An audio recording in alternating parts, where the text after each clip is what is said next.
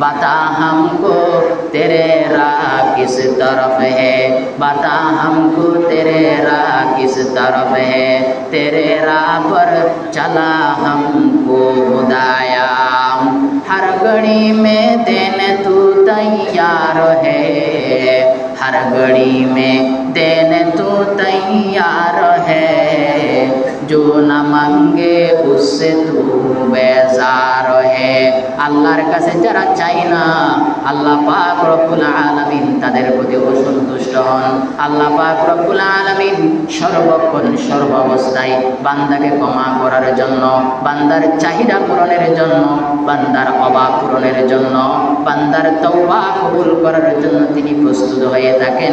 যে যেভাবে আল্লাহ পাক রব্বুল আলামিনকে পেতে চায় সেভাবে আল্লাহ পাক রব্বুল আলামিন তাকে সত্যের পথের অনুসারী করে দেন। सुबहानल्लाह, हर घड़ी में देने तू तैयार है, जो न मांगे उससे तू बेजार है। এই জন্য আল্লাহর কাছে দোয়া করতে হবে, সর্বক্ষণ আল্লাহর কাছে বলতে হবে।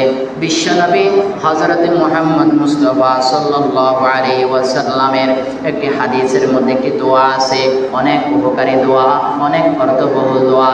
সাহাবায়ে কেরামদের মাধ্যমে এই দোয়া আমরা পর্যন্ত এসেছে।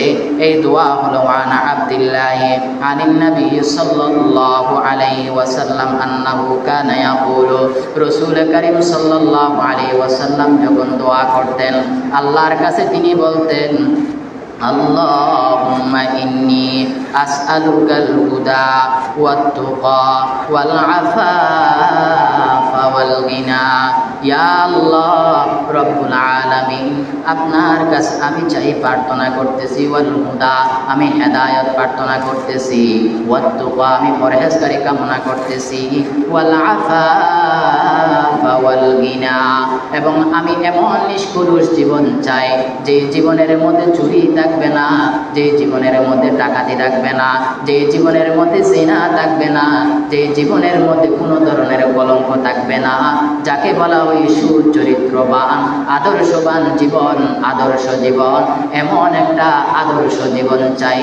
ওয়াল গিনা এবং সচ্ছলতার একটি সুন্দর জীবন চাই। সুবহানাল্লাহ। এইভাবে মোনাজাত করে করে আল্লাহর কাছে তাকওয়া, হেদায়েত, সচ্ছলতা, রিজিক, চরিত্রবান হওয়ার জন্য, আল্লাহর মকবুল বান্দা হওয়ার জন্য বিশেষ বিশেষ সময়ের মধ্যে এবং একান্তে আল্লাহ পাক রব্বুল আলামিনের কাছে দোয়া করতে হবে, ক্রন্দন করতে হবে। আরেফ বিল্লাহ হওয়ার জন্য, আল্লাহর পরিচয় লাভ করার জন্য, আল্লাহ পাক রব্বুল আলামিনের বন্দেগী করার জন্য চেষ্টা করতে হবে। আল্লাহ পাক রব্বুল আলামিন আমাদেরকে সত্য পথের অনুসারী হওয়ার, সত্যের অনুসন্ধানী হওয়ার তৌফিক দান করুন। ওমা আলাইনা ইল্লাল বালাগ। আসসালামু আলাইকুম ওয়া রাহমাতুল্লাহি ওয়া বারাকাতুহু। অত্র এলাকার অনেক দীর্ঘদিনের একজন কোরআনের হাফেজ, আপনারা কে কীভাবে ছিলেন জানি না, আমি যতটুকু জানি চিনি, উনি অনেক দিন পর্যন্ত অনেক বড় বড় মাদ্রাসার মধ্যে কোরআনের জন্য নিজের জীবনকে ওয়াকফ করে দিয়েছেন। ওনার মাধ্যমে ওনার কাছ থেকে অনেক বড় বড় এরকম হাফেজরা কোরআনের হেফজ করে বের হয়েছেন, অনেক হাফেজদের উস্তাদ। এরকম একজন ব্যক্তি আপনাদের এলাকার জন্য অনেক রহমত এবং বরকত। উনি অনেক বেশি অসুস্থ, ওনার জন্য সকলে দোয়া করবেন।